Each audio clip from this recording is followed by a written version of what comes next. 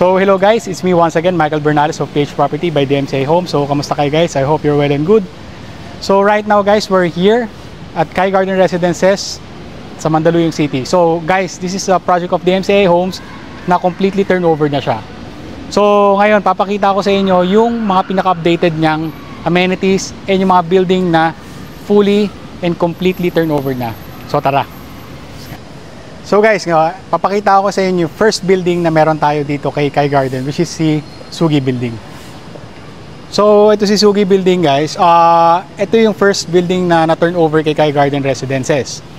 So under kay Sugi Building, nandito yung lobby lounge area natin or yung main lounge. What I mean. So makikita natin dito, ayan, maglalakad tayo.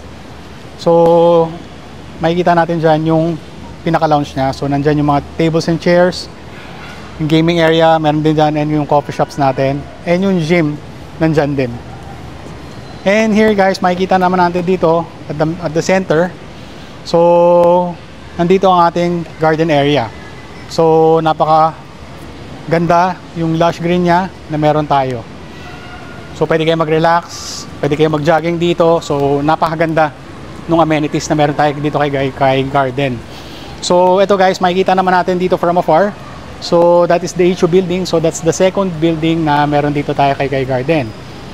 So ngayon, lahat yan, yung mga units sa ground floor, meron ng units. Hindi katulad dito kay Sugi, may lobby lounge area siya. Although meron siyang maliit na lounge area. And here guys, nakikita naman natin dito ang ating third building. So this is the last building na turnover kay Sky Garden, which is yung Hinoki building natin. So ito guys, makikita naman natin dito. So yung based dun sa mga last videos ko, lalo na kay Sky Garden, makikita natin yung amenity areas natin. So we have 3 pools. So lahat ng projects ni DMCI Homes is meron tayong 3 pools. We have the leisure pool, and we have the kiddie pool, and the third pool is the lap pool. And here guys, makikita naman natin dito sa kabilang side, yung naka-covered na na roof. Yan ang ating basketball court.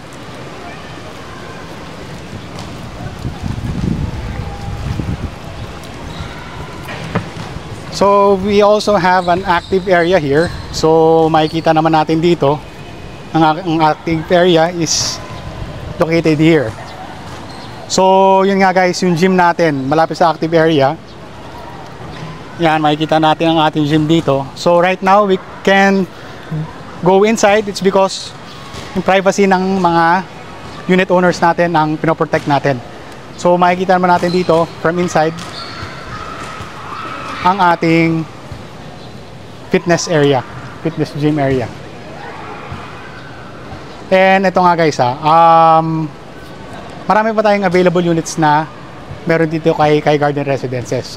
So if you are interested in Sky Garden Residences, kasi Mandaluyong City guys, Mandaluyong City is a shopping capital of the Philippines. So malapit sa Green Hills, malapit sa SM Mega Mall, and malapit sa Shangri-La Mall. So guys, please do like, share, and subscribe sa aking mga YouTube channel, Facebook page, and Instagram. So again guys, have a great day ahead and God bless.